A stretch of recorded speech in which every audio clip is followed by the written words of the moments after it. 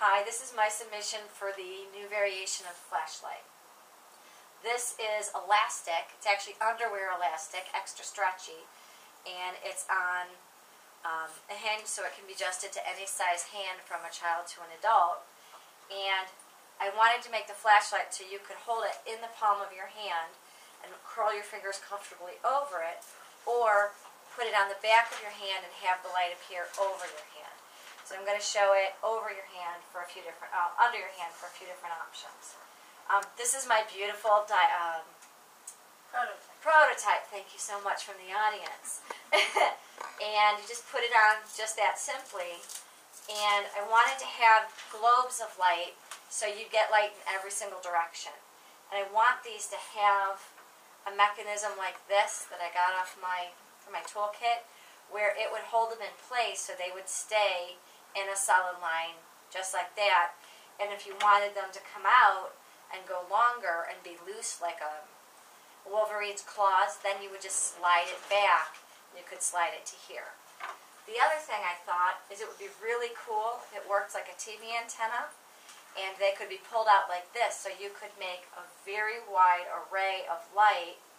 So if you're looking under a couch or under a piece of furniture for a runaway hamster, or in an attic space, or have to sweep a floor in the pile carpet looking for a lost earring that you need to have glimmer with light, you could spread it out in a really wide area by going like this.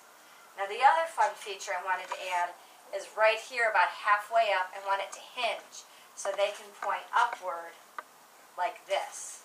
So you can have them pointed up all the way like that. Think about if you're underneath the car, fixing a car, and you need to spread light in a wide direction. It's very hard to do. Same thing for under the hood of the car, working on that.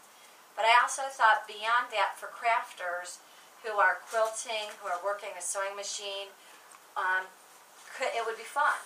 I also thought of it for practical purposes. If you're looking at a closet and you need to have your hands free, you can simply turn this over the other way, oops, and have this on the top of your hand and have your fingers free. So if you're looking in the closet, you can push clothes out of the way and push them back.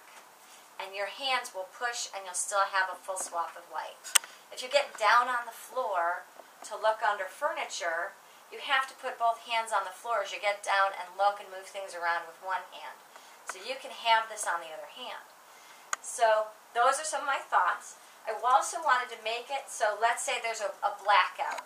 You could have the things on the side and attach a lanyard to it, and you can wear it around your neck and extend it out or extend it up and have a full glow of light in front of you, to your sides, floor, and ceiling, and never feel like you're going to bump into something or lose something, and you would still have your hands free.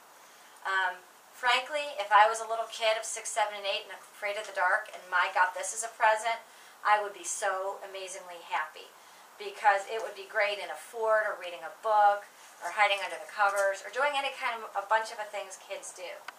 But I also thought, since it fits like fingers, or between your fingers, it could actually be attached to your fingers with some Velcro, and I could see how many videos on YouTube we could see using this fun flashlight along with music from people of all kinds of ages.